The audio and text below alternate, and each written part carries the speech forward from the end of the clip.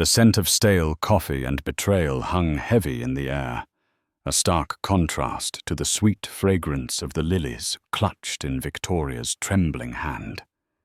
It was their 3rd anniversary, a day that had dawned with whispered promises and gentle caresses from her husband, Edward Thorne. Now standing outside the gleaming chrome and glass edifice of Thorne Holdings, a wave of nausea sharper than her usual morning sickness washed over her. It wasn't just the 6 months of pregnancy pressing on her bladder. It was a gut-wrenching premonition, a cold dread that whispered a serpent had slithered into her perfect paradise. The serpent, she would soon discover, wore a Serpensa gown and was comfortably seated in her chair. Victoria had always believed in fairy tales. How could she not? She was living in one. From a humble background working as a junior art curator, she had met Edward Thorne, the billionaire real estate magnate at a charity auction.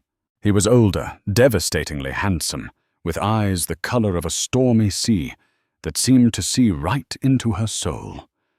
He had pursued her with a relentless old-world charm, showering her with affection, respect, and a life she had only ever dreamed of.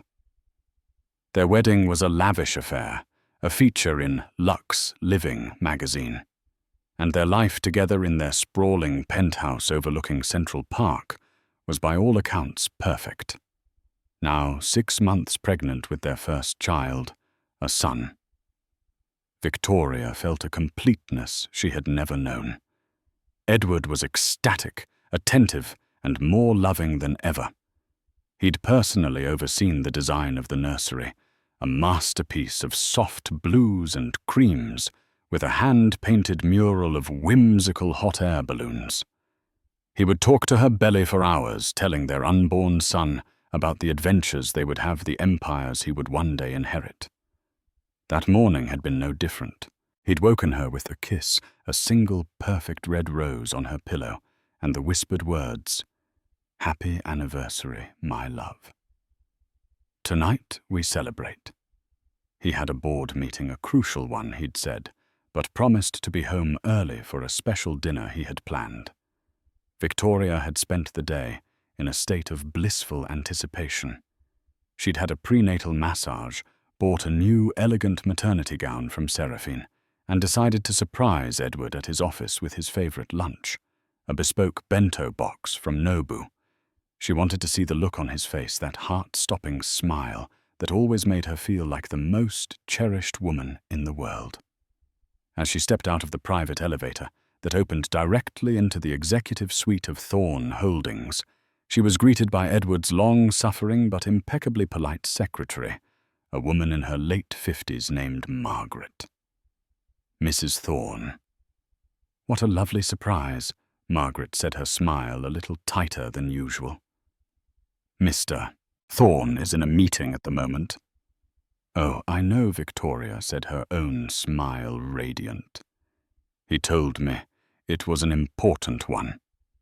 I just wanted to drop off his lunch." And these, she added, gesturing to the bouquet of white lilies, Edward's favorite.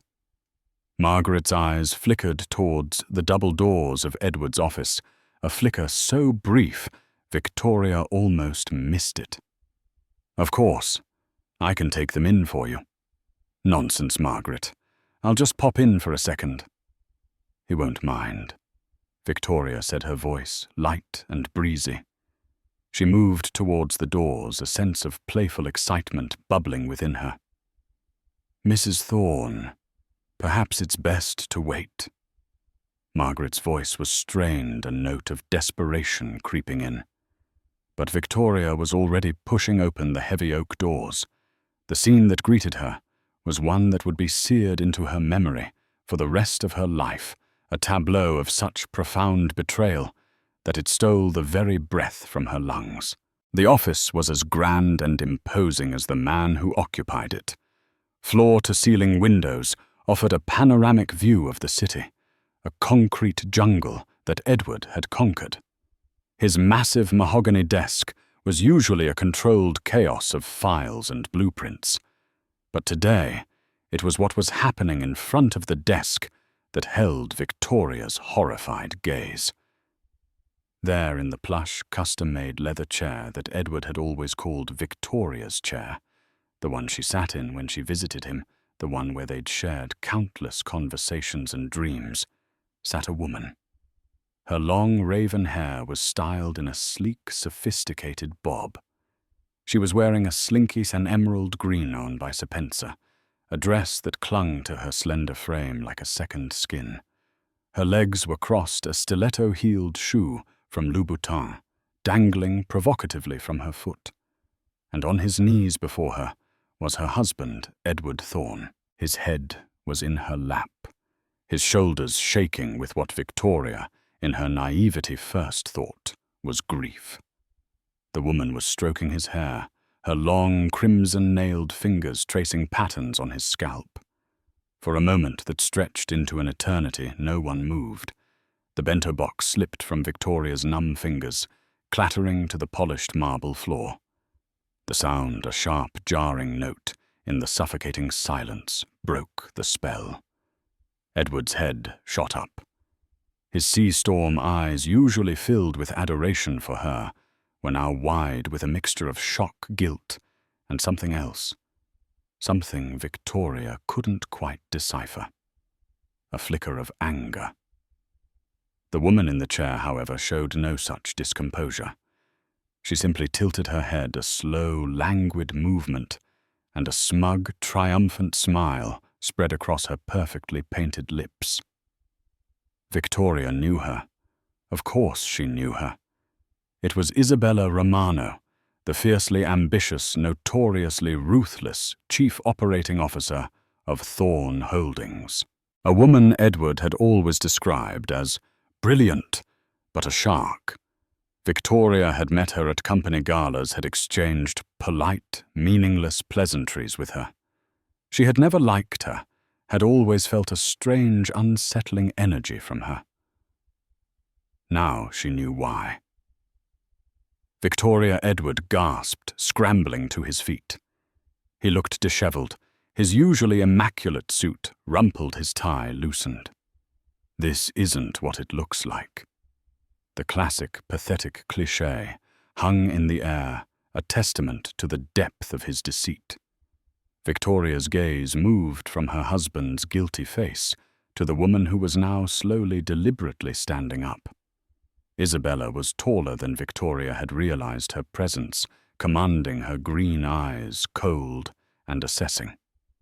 She ran a hand down her dress, smoothing out a non-existent wrinkle, a gesture of pure, unadulterated arrogance.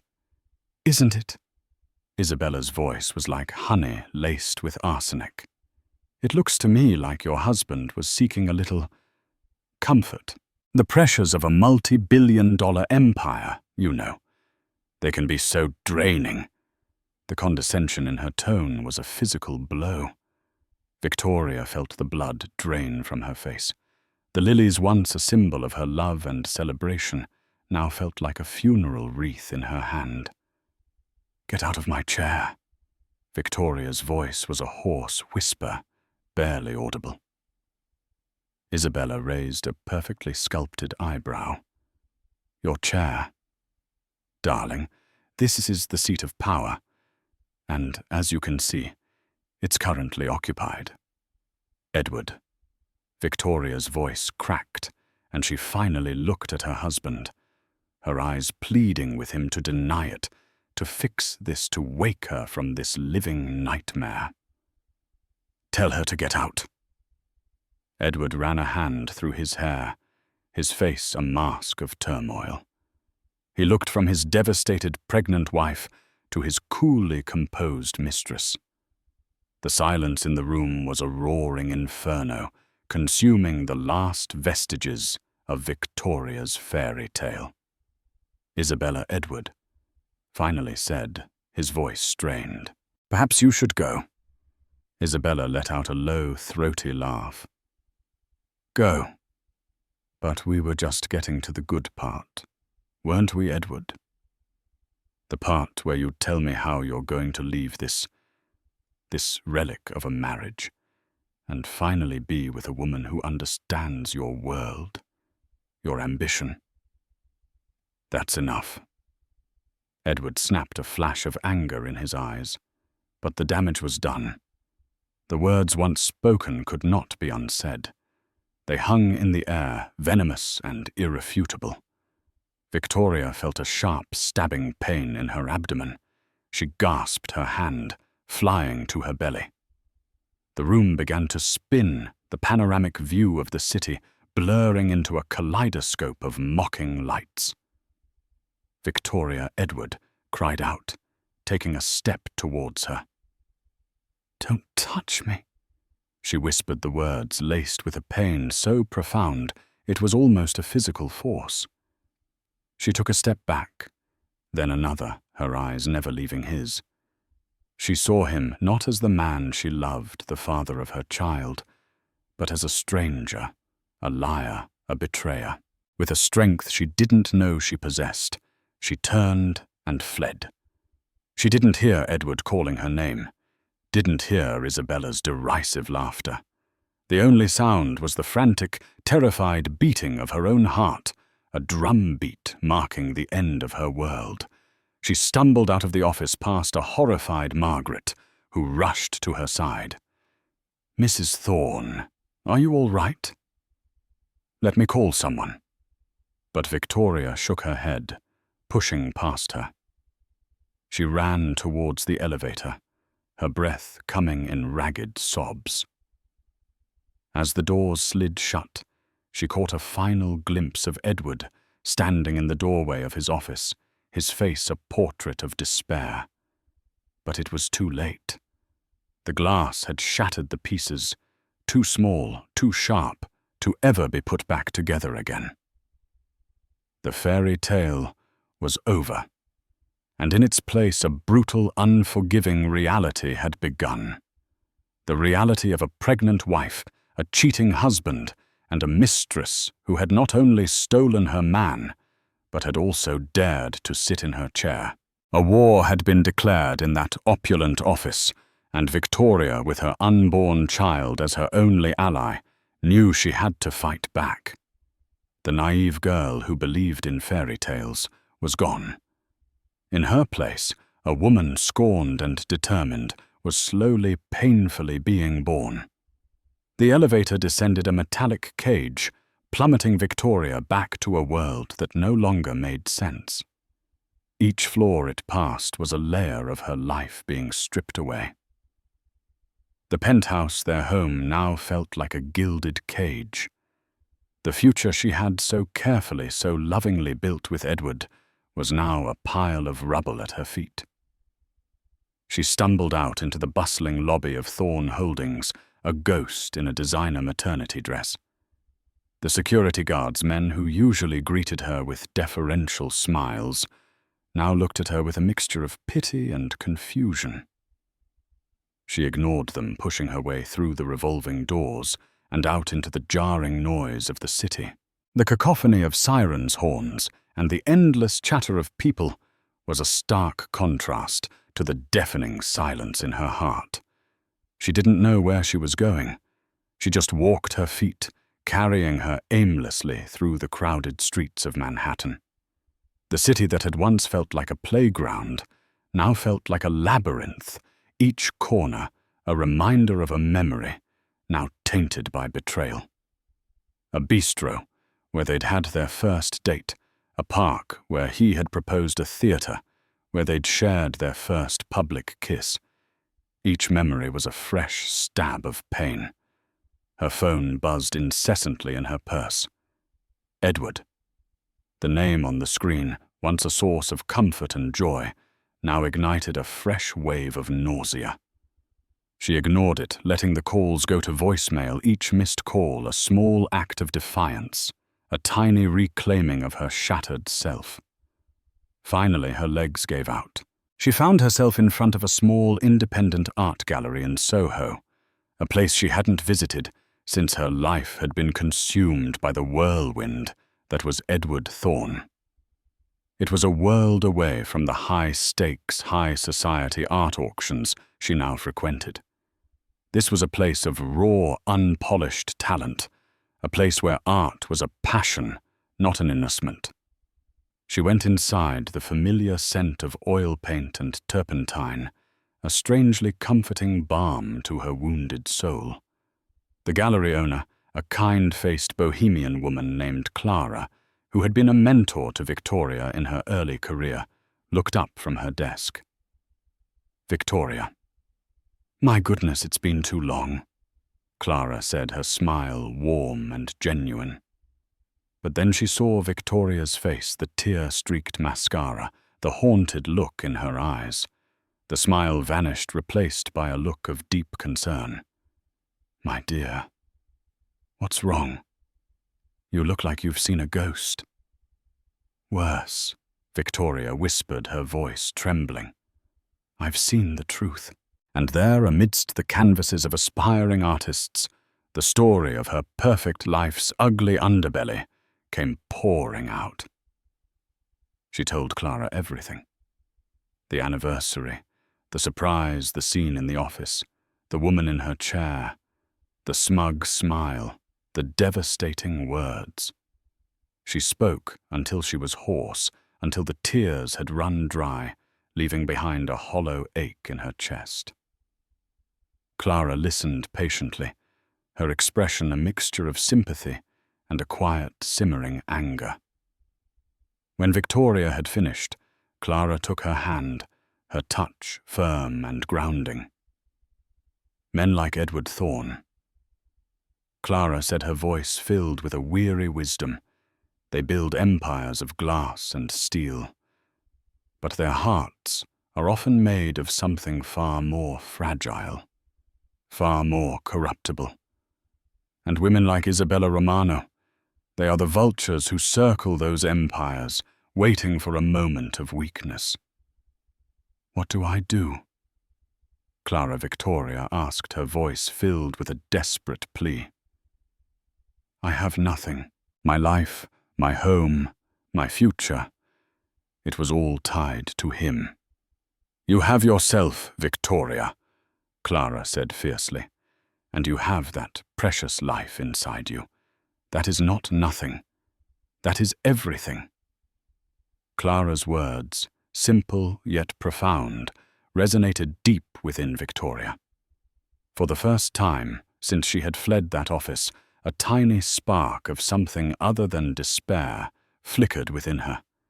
It was a spark of anger, of a fight she didn't know she had in her. Meanwhile, back at Thorne Holdings, Edward was in a state of frantic panic. After Victoria had fled, he had turned on Isabella. His voice, a low, dangerous snarl. "Get out!" he had said, his face pale with a mixture of fury and fear. Isabella, for the first time, looked taken aback. She had expected a different reaction. She had expected him to finally decisively choose her. "Edward, darling," she had purred, trying to regain control of the situation. "This is a blessing in disguise. Now we can be together openly." Together, Edward had laughed, a harsh, humorless sound. "There is no us. There was never going to be an us. You were a diversion, a mistake." The words hit Isabella like a slap in the face. Her carefully constructed composure crumbled, revealing the raw, wounded pride beneath. "A mistake? I am not a mistake, Edward. I am your equal. I am the one who understands you, who challenges you. Not that simpering little doll you married. Don't you dare talk about her." Edward had roared, his voice echoing in the cavernous office. "You don't know the first thing about her." "I know that she's weak." Isabella had spat back her eyes, flashing with a venomous fire. "And I know that you will come crawling back to me. You always do." With that, she had stormed out of his office, leaving behind a trail of expensive perfume and shattered promises. Now alone in his office, the silence was a suffocating blanket. He looked at the spilled bento box, the scattered lilies, the symbols of his wife's love, now ruined on the floor. A wave of self-loathing washed over him so intense it almost brought him to his knees. What had he done? He had betrayed the one person who had loved him unconditionally, the one person who had brought light and warmth into his cold, sterile world. He called her phone again and again, each unanswered call a fresh twist of the knife in his gut. He called her friends, her mother, but no one had seen her. He was a man who could track a stock market fluctuation in real time, a man who could predict the rise and fall of global economies. But he couldn't find his own wife. He felt a helplessness that was entirely foreign to him, a terrifying void, where his usual confidence and control used to be.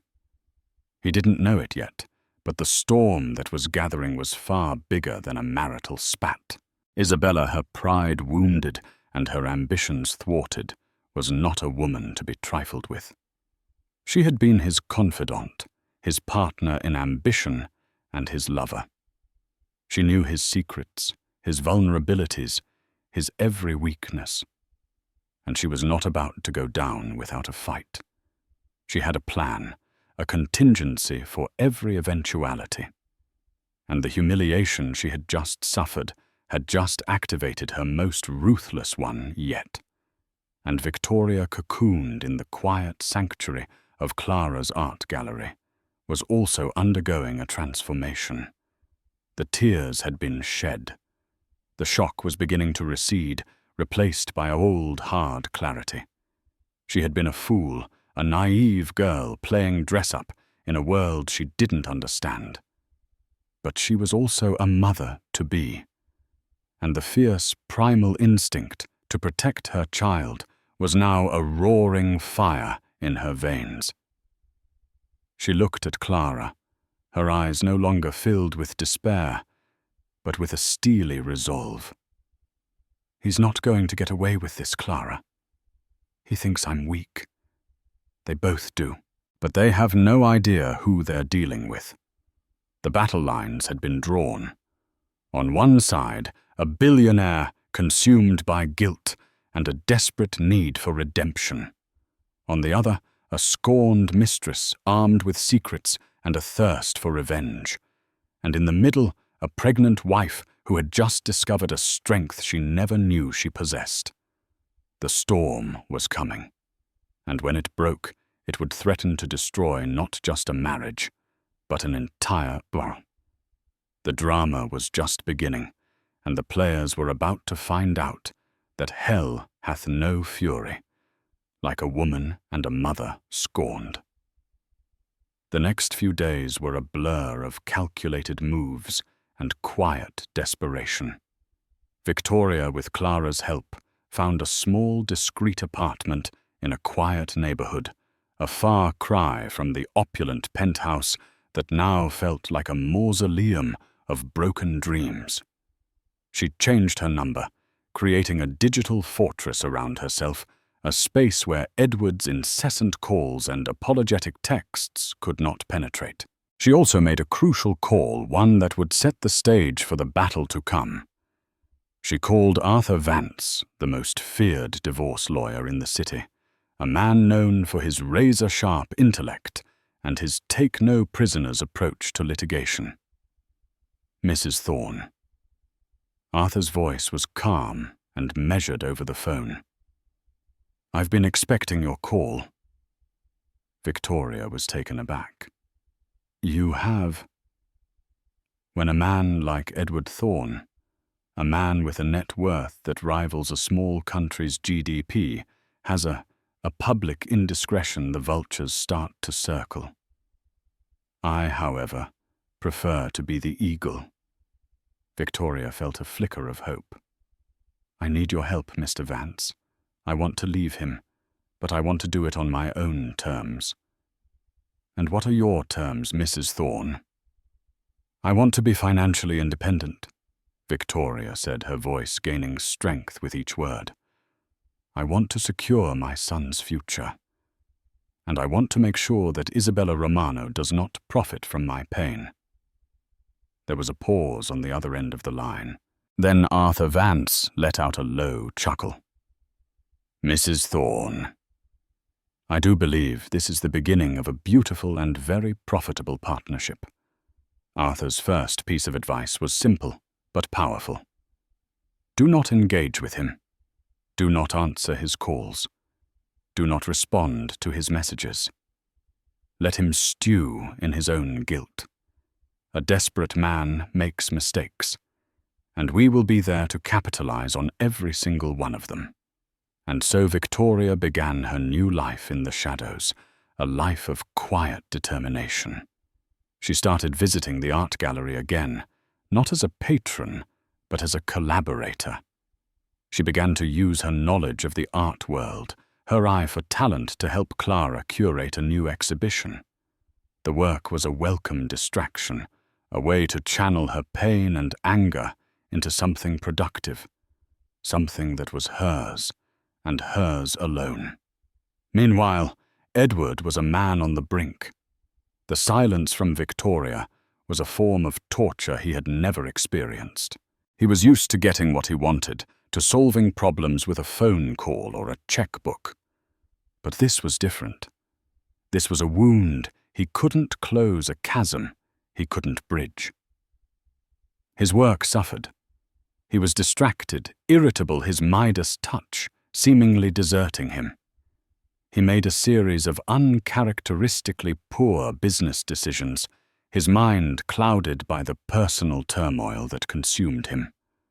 The board of Thorne Holdings, a group of powerful, ruthless men who cared more about profit margins than personal problems, were starting to get nervous. And then there was Isabella. After her dramatic exit from his office, she had become a ghost. She still came to work, her performance as impeccable as ever. But the easy camaraderie, the late-night brainstorming sessions, the stolen moments of intimacy, they were all gone. She was a block of ice, her green eyes holding a chillingly professional distance. She was playing a waiting game, and Edward, for all his business acumen, couldn't figure out her next move. He tried to apologize, to explain. He cornered her in her office one evening, his voice pleading. "Isabella, we need to talk." She looked up from her computer, her expression unreadable. "There's nothing to talk about, Edward. We had a professional relationship that crossed a line. It's over. Now, if you'll excuse me, I have a quarterly report to finalize." Her coldness was more unnerving than any outburst of anger. He had underestimated her pride, her ambition, her capacity for revenge. The first move in Isabella's game of chess came a week later. An anonymous tip was leaked to a notorious gossip columnist, a man named Marco Diaz, whose online portal, The Diaz Report, was the scourge of the city's elite. The tip was simple, yet devastatingly effective. Edward Thorne, the golden boy of New York real estate, was having an affair with his COO, the formidable Isabella Romano. The story broke on a Tuesday morning, and it spread like wildfire. The headlines were salacious, the details embellished, but the core of the story was true. And it was enough to send shockwaves through the city's financial district. The board of Thorne Holdings called an emergency meeting. The company's stock, which had already been faltering due to Edward's erratic behavior, took a nosedive. The scandal was a breach of the company's code of conduct, a PR nightmare that threatened to tarnish the carefully crafted image of Thorne Holdings.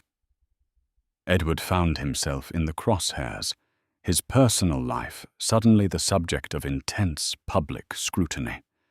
He was hounded by paparazzi, his every move documented, his every expression analyzed. The man who had once been the king of the city was now its most celebrated villain. In her quiet apartment, Victoria read the news with a strange sense of detachment. She had expected, it had known that Isabella would not go down quietly. But seeing the sordid details of her husband's betrayal laid bare for the world to see was a fresh wave of pain. "This is her doing," Victoria said to Arthur Vance over the phone, her voice cold and hard. "Of course it is," Arthur replied, his tone unflappable. "This is a classic scorched earth tactic. She's trying to devalue the company to create chaos. She's probably hoping that the board will oust Edward and put her in his place."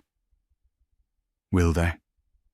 Victoria asked, a knot of anxiety tightening in her stomach. "They might," Arthur admitted.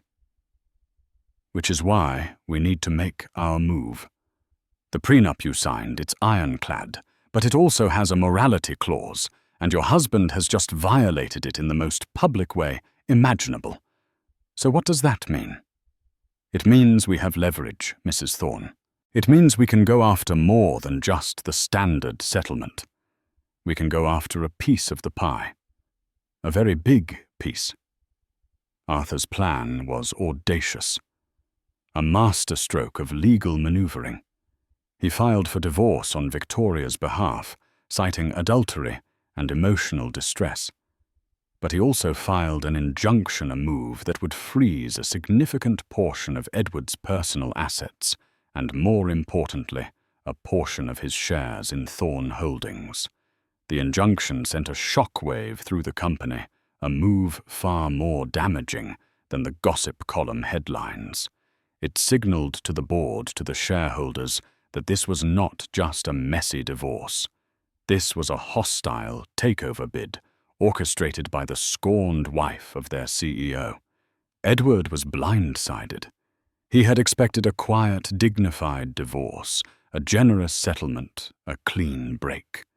He had not expected this. He had not expected his sweet, gentle Victoria to have this much fight in her. He called her his voice a mixture of anger and desperation. This time she answered. Her voice was cool, calm, and utterly devoid of the warmth he so desperately missed. "Victoria, what are you doing?" "An injunction. You're going to destroy the company. You did that yourself." "Edward," she replied, her voice steady. "You and Isabella. I'm just protecting my son's future. Our son, Victoria. Our son. You forfeited your right to say our when you knelt before another woman in my chair." She said the words sharp and precise. There was a stunned silence on the other end of the line. He had no response, no defense. She had checkmated him. The first move had been made. Victoria, the pawn in this game of power and betrayal, had just transformed into a queen.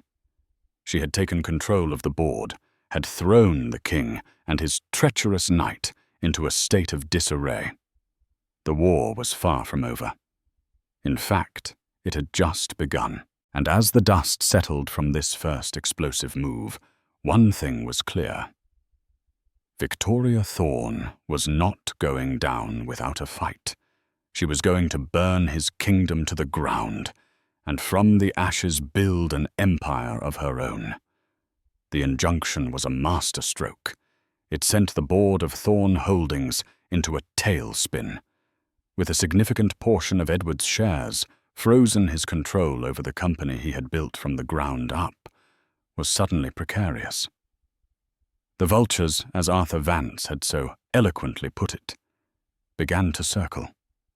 Board members who had once been loyal allies now saw an opportunity, a power vacuum waiting to be filled. And at the center of this burgeoning chaos was Isabella Romano. The scandal she had orchestrated had backfired in a way she hadn't anticipated. She had intended to weaken Edward, to make him vulnerable to force the board's hand. She had not expected Victoria to retaliate with such a devastatingly effective legal maneuver. The injunction not only hurt Edward, it hurt the company, and by extension, it hurt her. She found herself in a precarious position. The board, while wary of Edward, was also deeply suspicious of her. They saw her as the catalyst for the crisis, a liability that threatened the stability of the entire enterprise. Her dream of taking the CEO's chair was slipping through her fingers. Desperate to regain control, Isabella made her next move, a move born of hubris and a chilling lack of morality.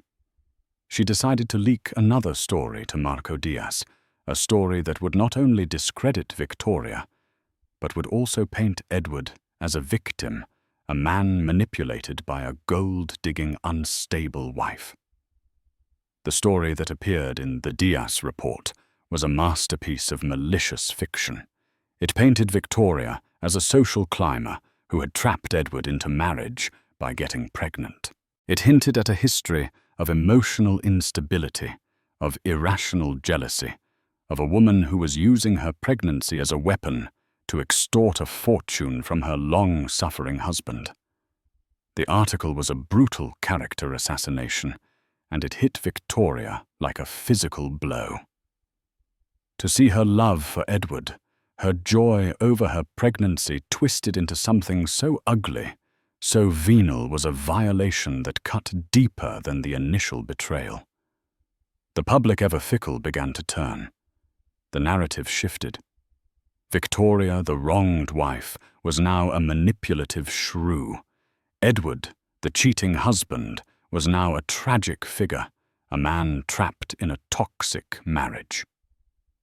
"This is a declaration of war," Arthur Vance said, his voice grim, as he read the article aloud to Victoria in his office. "She's not just trying to win a divorce settlement. She's trying to destroy you." Victoria, who had been so strong, so resolute, felt herself begin to crumble. The constant stress, the public humiliation, the weight of her pregnancy, it was all becoming too much. "I don't know if I can do this, Arthur," she whispered, her voice trembling. "I feel like I'm drowning." "You are not going to drown, Mrs. Thorne," Arthur said, his voice firm. "You are going to swim, and I am going to be the shark that swims alongside you." Arthur's team of investigators began to dig into Isabella's past, searching for any skeletons in her closet, any leverage they could use to fight back. And what they found was more shocking, more damning than they could have ever imagined. Isabella Romano, the self-made woman, the brilliant COO, had a secret, a very big secret. She had a daughter, a child. She had given up for adoption years ago, a child she had erased from her life in her relentless pursuit of power and success. The revelation was a bombshell. It was the ultimate hypocrisy. A woman who had painted Victoria as a manipulative mother was herself an absentee one. "This is it," Arthur said, his eyes gleaming with a predatory light. "This is the silver bullet." But Victoria hesitated. To use a child, an innocent in this sordid affair, felt wrong. It felt like stooping to Isabella's level. "I don't want to hurt her child," Victoria said, her hand instinctively going to her own belly. "This isn't about hurting the child," Arthur argued. "This is about exposing the hypocrisy of the woman who is trying to destroy you. This is about leveling the playing field." Victoria was torn. But then she thought about her own child, about the world. He would be born into a world where his mother was being vilified, his father's legacy in tatters. She thought about the cold, calculating cruelty of Isabella Romano, and her resolve hardened. "Do it," she said, her voice a whisper. The story of Isabella's secret daughter was leaked not to the salacious Marco Diaz, but to a respected, serious journalist at the New York Times. It was a strategic move designed to lend credibility to the story, to frame it not as gossip, but as a serious investigation into the character of a high-powered executive. The fallout was immediate and catastrophic for Isabella. The story, a deeply researched and sensitively written piece, painted a picture of a woman so consumed by ambition that she had sacrificed the most fundamental human connection. The public, which had been so quick to condemn Victoria, now turned on Isabella with a vengeance. She was no longer the brilliant, wronged woman. She was a monster, a modern-day Medea. The board of Thorne Holdings, already on edge, saw their worst fears realized. Isabella was not just a liability, she was a toxic asset. In a swift, unanimous decision, they terminated her contract, citing a breach of the company's ethics clause. Isabella was ruined. Her career, her reputation, her carefully constructed life. It was all gone. She had played with fire, and she had been consumed by the flames. Edward, watching this all unfold, was a man in turmoil. He felt a grim satisfaction at Isabella's downfall, but it was overshadowed by a profound sense of guilt. He had created this monster, had fed her ambition, had been complicit in her rise, and he had allowed her to hurt Victoria in the most brutal way imaginable. He knew he had to do something to atone for his sins, to try and salvage some semblance of the man he once was. He called a press conference, a move that stunned his lawyers and the board of Thorne Holdings. He stood before the cameras, not as the powerful CEO, but as a broken man. He confessed everything: the affair, the lies, the deceit. He took full responsibility for his actions, for the pain he had caused his wife, for the chaos he had unleashed upon his company. He announced that he was taking an indefinite leave of absence from Thorne Holdings, that he was going to focus on his personal life, on trying to earn back the trust of the woman he loved. It was a stunning, unprecedented act of public contrition. It was also a brilliant strategic move. By falling on his own sword, he had preempted any further attacks, had taken the wind out of the sails of his detractors.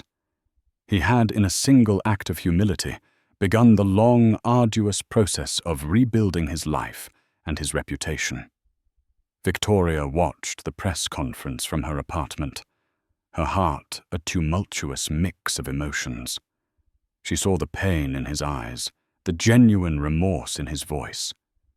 But she also saw the man who had shattered her world, the man who had stood by while another woman sat in her chair. The war was not over, but the battlefield had shifted. Isabella was gone. Edward was humbled, and Victoria, the pregnant wife who had walked into her husband's office and found her life in ruins, was now in a position of unimaginable power. The future of Thorne Holdings, the fate of the man she had once loved, was now in her hands. The unraveling was complete, and from the wreckage, a new uncertain future was about to be born. Edward's public confession was a detonation at the heart of New York's elite society. It wasn't just news, it was a spectacle. The king had willingly abdicated, stripping himself of his crown and armor before the ravenous eyes of the world. For Victoria, watching the broadcast from the quiet solitude of her new apartment, the moment was a tangled knot of emotions. There was no triumphant joy, only a hollow, echoing vindication. He had finally spoken the truth, but the words were a ghost of what she had needed to hear in the sanctity of their life, not in a press conference staged to salvage a crumbling empire. Heeding the advice of his few remaining advisors, Edward vanished. He retreated to the sprawling Thorne estate in the Hamptons, a place he hadn't willingly visited since his father's funeral. The magnificent cedar-shingled mansion, usually a hub of summer galas, was now a cavernous hall of silence. He wandered its empty rooms, the sea air thick with the scent of salt and regret. He'd find himself standing in his father's old study, surrounded by leather-bound books on ethics and philosophy books he'd once dismissed as relics of a bygone era. He saw the man. His father was stern, principled, a builder of legacies, not just fortunes. The reflection that stared back at him from the darkened windows was a pale, haunted stranger. This self-imposed exile wasn't a vacation. It was a penance, a desperate, lonely attempt to find the man he was supposed to be, the man Victoria had once believed him to be.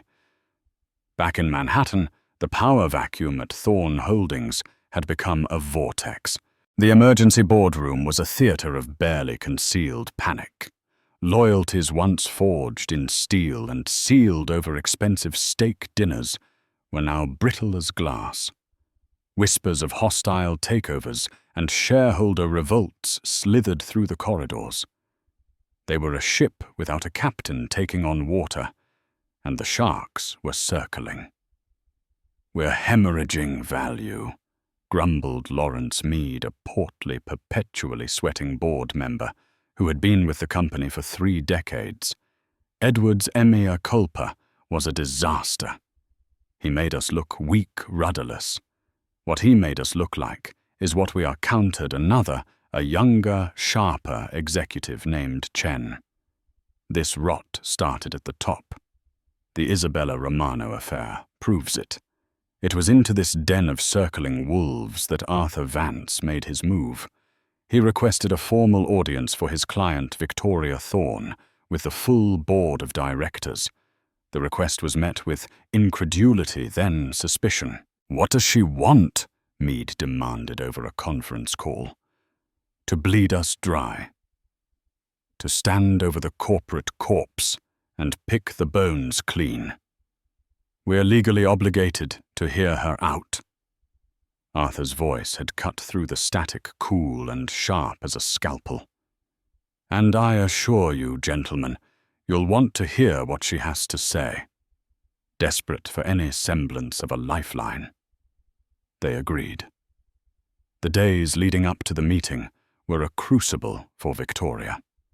The public humiliation of Isabella's articles had left scars, and the thought of facing that room of powerful, judgmental men was terrifying. Doubts gnawed at her in the quiet hours of the night. "I can't do this, Clara," she confessed one evening, her hands resting on her burgeoning belly as if to draw strength from the life within. "I'm a curator, not a CEO. They'll eat me alive." Clara, ever her anchor, took Victoria's hands. "They'll expect the weeping wife. They'll expect a victim. You will not give them that. You will give them the mother of this company's future. You are not fighting for yourself, Victoria. You are fighting for Theo." The name, the one they had chosen for her son, was a talisman. With Arthur coaching her on corporate law and Clara bolstering her spirit, Victoria prepared. She pored over financial reports, market analyses, and blueprints for stalled projects. She discovered a fire in her belly. She never knew she had an intellectual curiosity and a strategic mind that had been lulled to sleep by a life of comfortable luxury. She was not just Edward Thorne's wife anymore. She was becoming herself. The day of the meeting, she chose her armor with care, a simple, elegant navy blue dress that didn't hide her pregnancy, but framed it with dignity, a single strand of her grandmother's pearls, her only adornment. Flanked by Arthur and Clara, she walked into the boardroom on the 50th floor of Thorne Tower. The air was thick with tension and expensive cologne. A dozen pairs of eyes, ranging from skeptical to openly hostile, tracked her every move as she took her place at the head of the long mahogany table in the very seat Edward used to occupy. Lawrence Meade looked at her as if she were an insect to be squashed. She let the silence hang for a moment, meeting each of their gazes, her own calm and unwavering. Then she began to speak. Her voice, clear and steady, filled the room. She did not mention the affair. She did not speak of betrayal. She spoke of legacy. For 50 years, she began, Thorne Holdings has been a titan of industry, a symbol of New York's ambition. But in recent months, we have lost our way. We have prioritized profit over principle, expansion over ethics. The foundation my father-in-law built has been compromised not by market forces, but by a moral deficit. She laid out a vision that stunned them into silence. She spoke of pivoting towards sustainable green architecture, of creating community partnerships in the neighborhoods they developed, of establishing a transparent corporate culture where integrity was not just a word in a mission statement, but a measurable metric. She presented detailed proposals, cost-benefit analyses, and a clear 5-year plan. She wasn't emotional. She was surgical, informed, and utterly convincing. Lawrence Meade, unable to contain his disdain, finally interrupted. This is all very idealistic, Mrs. Thorne. But this is the real world.